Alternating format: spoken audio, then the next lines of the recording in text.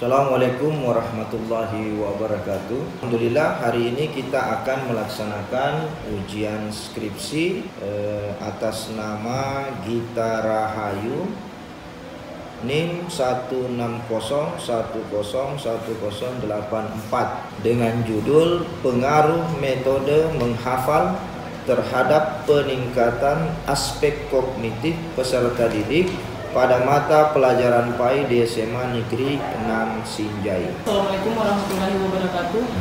Wabillahirrahmanirrahim wabil islamidina wabi muhammadin nabi wa rasulah asyhadu an la ilaha illallah wa asyhadu anna muhammadan abduhu wa rasuluh.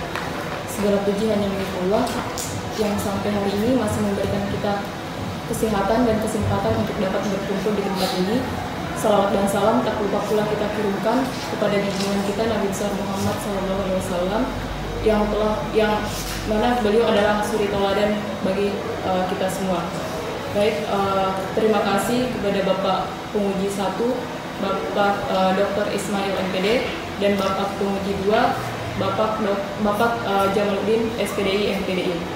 Baik, untuk mempersingkat waktu, langsung saja saya akan mempresentasikan hasil penelitian saya terkait dengan pengaruh metode menghafal terhadap peningkatan aspek kognitif peserta didik pada mata pelajaran PAI di SMA Negeri 6 Sinjai. Latar belakang masalah pendidikan adalah proses pemartabatan manusia menuju puncak optimasi potensi kognitif, afektif, dan psikomotorik. Dalam pelaksanaan pendidikan dibutuhkan adanya metode yang tepat guna menghantar tercapainya tujuan pendidikan yang dicita-citakan. Materi yang benar dan baik tanpa menggunakan metode yang baik akan menjadikan keburukan materi tersebut. Berdasarkan hasil observasi awal peneliti, salah satu metode konvensional yang masih diterapkan di SMA Negeri 6 Sinjai adalah metode menghafal, khususnya pada mata pelajaran PAI. Metode ini merupakan metode yang sudah kuno, tetapi mengapa metode ini masih digunakan? Metode menghafal dianggap membosankan, menyita waktu lama, dan tidak ramah otak. Maka persoalan ini cukup menarik bagi peneliti untuk diangkat. Sebenarnya ada apa di balik metode menghafal? Meskipun sudah dianggap asing, tetapi tetap diterapkan di lembaga atau sekolah-sekolah. Namun dalam penelitian ini peneliti hanya mencukupkan pengaruh metode menghafal terhadap aspek kognitif saja. Dengan diterapkannya metode menghafal di SMA Negeri 6 Sinjai, secara otomatis akan berpengaruh terhadap pencapaian aspek kognitif.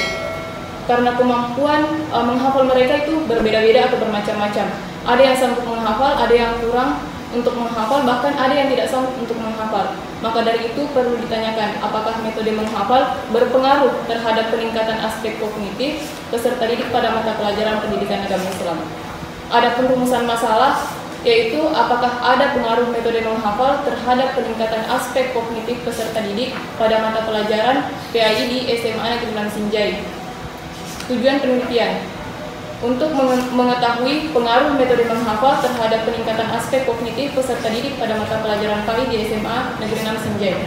Adapun kajian teorinya terdiri dari metode menghafal, pengertian metode menghafal, kemudian menghafal merupakan berkata dasar hafal yang berarti dapat mengucapkan di luar kepala tanpa melihat buku atau catatan lain. Yang pertama, mengadakan apersepsi atau pretest, tes awal. Kemudian yang kedua, hendaknya materi disesuaikan dengan tingkat kemampuan dan perkembangan peserta didik, serta materinya menarik untuk dipelajari. Yang ketiga, pada kelas-kelas dasar, materi hafalan dipilih, kalimatnya yang tidak terlalu panjang.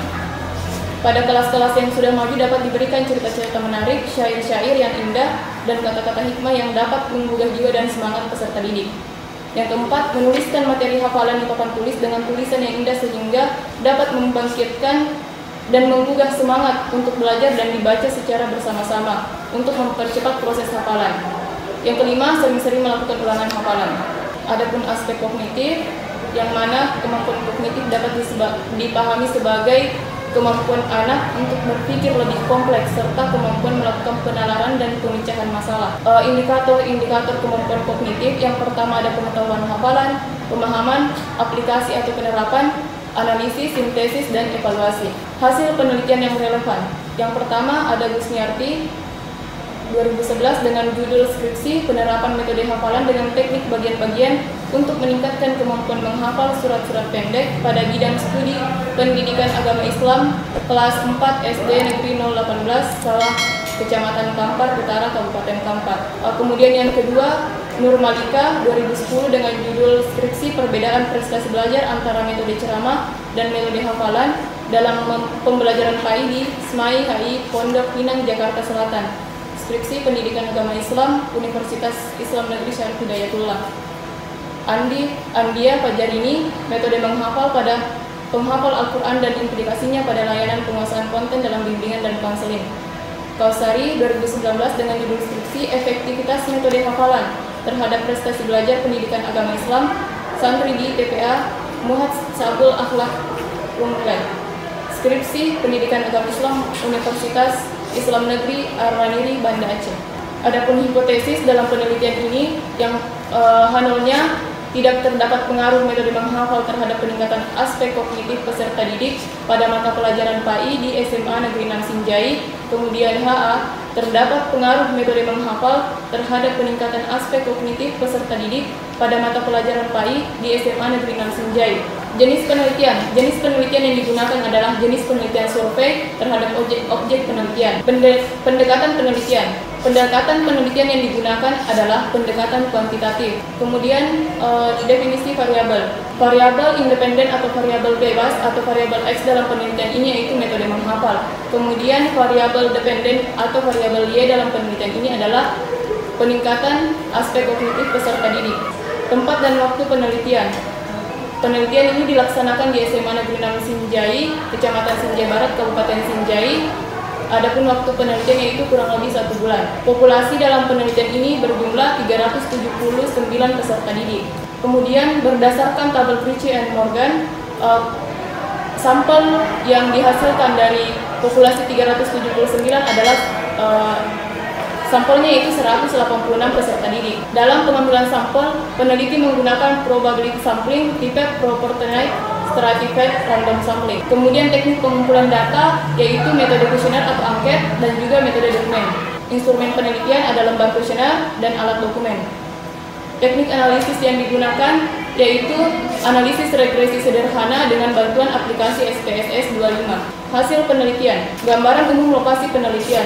Lokasi penelitian yaitu SMA Negeri 6 Sinjai bertempat di Jalan Kemakmuran nomor A 305 Manipi RT 7 RW 2 Kelurahan Tasilu, Kecamatan Sinjai Barat, Kabupaten Sinjai, Provinsi Sulawesi Selatan. Adapun analisis datanya yaitu statistik, yang mana dari tabel ini diketahui bahwa masing-masing variabel yaitu rata-rata atau min variabel metode menghafal yaitu 57,01 dengan standar deviasi 5,619 dan variabel peningkatan aspek kognitif 87,50 dengan standar deviasi 5,376. Kemudian uji regresi. Dari tabel dapat diketahui bahwa koefisien metode menghafal sebesar 0,218. Koefisien ini bernilai positif, artinya terjadi hubungan positif antara metode menghafal dengan peningkatan aspek kognitif peserta didik pada mata pelajaran PAI di SMA Negeri 6 Sinjai. Kemudian ada uji koefisien determinasi. Dari tabel model summary diketahui bahwa nilai R atau koefisien determinasi sama dengan 0,228 dan R square-nya adalah 0,052. Dan koefisien determinasi yang telah disesuaikan atau adjektif R square sebesar 0,047. Berdasarkan tabel kategorisasi pengujian, artinya bahwa metode menghafal ini berpengaruh terhadap peningkatan aspek kognitif peserta didik pada mata pelajaran PAI di SMA Negeri 6 Sinjai dengan besar pengaruh 5,2%, yang menandakan bahwa pengaruhnya ini berkategori sangat rendah. Kemudian dari tabel ANOVA dapat diketahui nilai F hitung sama dengan 10,112 dan F tabelnya sama dengan 3,89.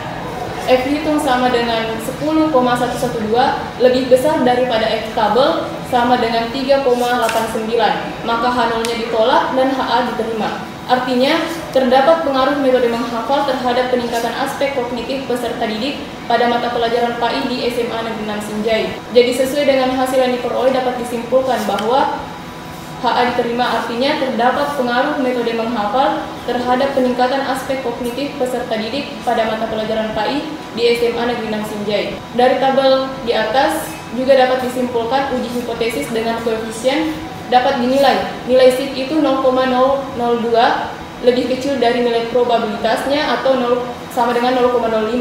Maka H0-nya itu ditolak dan HA diterima. Artinya koefisien berpengaruh. Nah, dari beberapa tabel yang dijelaskan tadi dihasilkan uji hipotesis. Yang pertama, berdasarkan hasil analisis regresi sederhana yang telah dilakukan melalui program SPSS 25, diperoleh hasil bahwa dari 186 responden pada tabel koefisien diketahui T hitung metode menghafal lebih besar daripada T tabel. Jadi HA diterima dan H0 ditolak. Maka dapat disimpulkan bahwa metode menghafal secara signifikan berpengaruh terhadap peningkatan aspek kognitif peserta didik pada mata pelajaran PAI di SMA Negeri 6 Sinjai. Sedangkan pada nilai probabilitasnya 0,002 lebih kecil dari 0,05, maka metode menghafal memiliki pengaruh terhadap peningkatan aspek kognitif peserta didik pada mata pelajaran PAI di SMA Negeri 6 Sinjai. Yang kedua, untuk mengetahui besar pengaruh antara metode menghafal dan peningkatan aspek kognitif peserta didik dapat dilihat pada tabel model summary. Dengan melihat R-score-nya sama dengan 0,052 atau 5,2%. Jadi besar pengaruh metode menghafal terhadap peningkatan aspek kognitif peserta didik pada mata pelajaran PAI di SMA Negeri 6 Sinjai adalah 5,2% dengan pengaruh berkategori sangat rendah. Adapun kesimpulannya yaitu berdasarkan hasil penelitian tentang pengaruh metode menghafal terhadap peningkatan aspek kognitif peserta didik pada mata pelajaran PAI di SMA Negeri 6 Sinjai, penulis menghasilkan kesimpulan bahwa metode menghafal memiliki pengaruh positif dan signifikan terhadap peningkatan aspek kognitif peserta didik pada mata pelajaran PAI di SMA Negeri 6 Sinjai. Hal ini diperoleh berdasarkan hasil analisis dengan menggunakan SPSS 25. Dan nilai probabilitasnya 0,002 lebih kecil dari 0,05. Dan pada tabel model summary dengan melihat R-score-nya sama dengan 0,05, 0,052 atau 5,2%. Jadi, besar pengaruh metode menghafal terhadap peningkatan aspek kognitif peserta didik pada mata pelajaran PAI di SMA Negeri 6 Sinjai adalah sebesar 5,2%. Artinya pengaruh yang berkategori sangat rendah.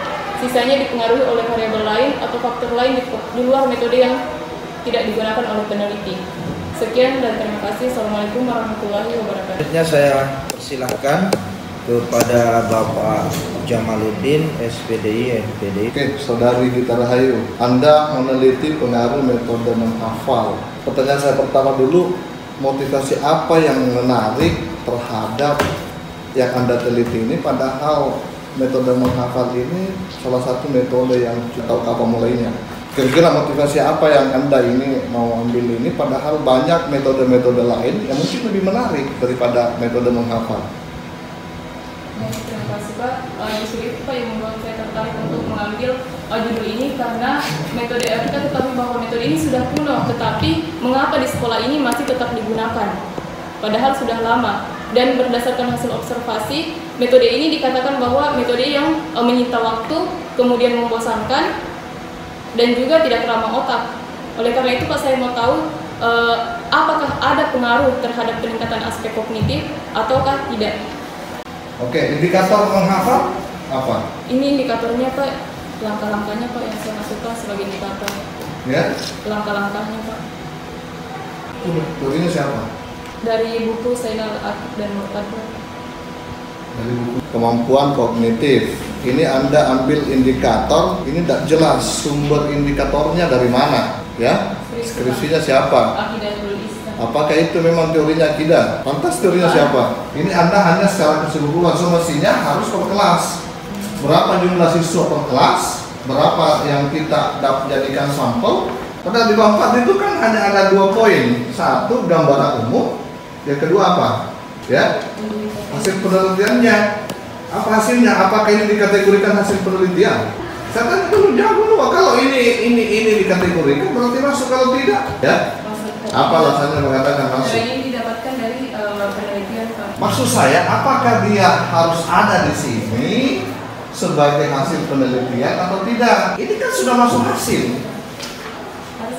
Ya, harus. Termasuk ini responden dalam penelitian adalah peserta didik SMA. Saya kira kan sudah ada di bab 3. Kenapa lagi mesti ada di bab 4? Makanya saya tanyakan tadi, apakah harus ada atau tidak? Kan yang diinginkan di situ hasil pembahasan uji hipotesis, kan langsung hasil apa hasil Anda, ya? Terdapat pengaruh metode menghafal terhadap peningkatan aspek. Kan di situ kan dikatakan untuk mengetahui. Nah, tujuannya sebenarnya itu pengaruh untuk apa? Untuk mengetahui atau untuk membuktikan? Ya, kenapa harus untuk membuktikan? Karena ada teori yang ingin Oke, ya. Nah, pertanyaan saya, teorinya untuk menghafal, metode menghafal siapa? Kan begitu, siapa yang punya teori? Kan di sini sudah ada. Jadi siapa yang punya itu? Siapa yang punya teori? Yang saya masukkan di sini menurut KBBI saja. Oh, menurut KBBI saja, tidak apa-apa. Tapi menurut apa lagi? Nah, apakah betul metode menghafal itu pretest, post-test apa itu tadi di situ indikatornya? Oh, yang post-test, yang tes awal Pak. Ya, apakah betul itu ini mengadakan persepsi atau free test? Begitukah anunya metode menghafal? Tapi karena untuk mengetahui nantinya Pak hasilnya harus ada tes. Ya, ini kan bukan indikator, langkah-langkah. Apakah begitu langkah-langkahnya diterapkan metode menghafal? Begini, persepsi dulu. Dan menghafal itu ya pertama menyediakan bahan untuk dihafal. Kan itu yang mestinya. Masa langsung mengadakan tes? Apa yang mau dites? Menyediakan dulu bahan, kemudian caranya dihafal itu bahan gimana? Tahu tidak kalau salah ukur? Tahu tidak kalau indikatornya salah? Pertanyaannya salah? Tidak, ini dalam metode penelitian. Ini yang saya bilang tadi. Itu yang saya bilang tadi. Ada tidak materi yang dihafal di situ? Caranya bagaimana? Kan metode menghafal berarti cara menghafal. Nah, cara menghafal itu caranya gimana? Itulah yang menjadi indikator. Caranya misalnya pertama disediakan bahan apa? Bahan materi kan yang mestinya. Bahan materi untuk dihafal. Nah, materinya itulah yang menjadi nanti indikator. Materi apa? Objek yang akan diukur. Kalau tidak jelas, maksud saya, kalau tidak jelas kan tidak bisa diukur. Yang mana ini? Nah, karena timbul pertanyaan, itu artinya bukan indikator, bukan yang bisa diukur.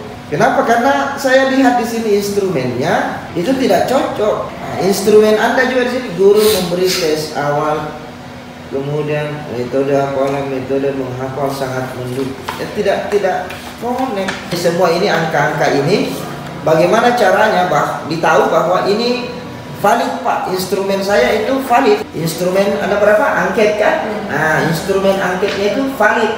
Bagaimana caranya ditahu bahwa angket itu dapat digunakan? Nah, kenapa itu saya tanyakan? Karena di sini di teknik analisis data Anda itu tidak ada uji validitas. Ini salah. Anda menulis uji normalitas data halaman 70. Baru isinya histogram. Bagaimana saya bisa percaya sebagai penguji bahwa responden yang Anda tulis ini betul-betul siswa kelas 10? Yang membedakan siswa sama mahasiswa itu apanya? Ada tidak nomor induk siswa ini, identitasnya? Ya nanti dikatakan siswa jika punya iya nomor induk siswa. Mana surat anunya bahwa telah melaksanakan penelitian? Ini tidak dibawa ininya, hasil pengisian anketnya. Ini melalui online Pak. Bisa diperlihatkan. Online itu caranya gimana? Itu kan cuma satu. Ya Pak, banyak Pak. Mana yang lainnya? Mestinya kan jumlahnya 186. Maksud saya waktu dia kirim itu mana? Dari siswa ke kamu itu? Ada beberapa bukti screenshotnya Pak. Iya, mana coba. Ya nggak semua Pak, kan aku udah.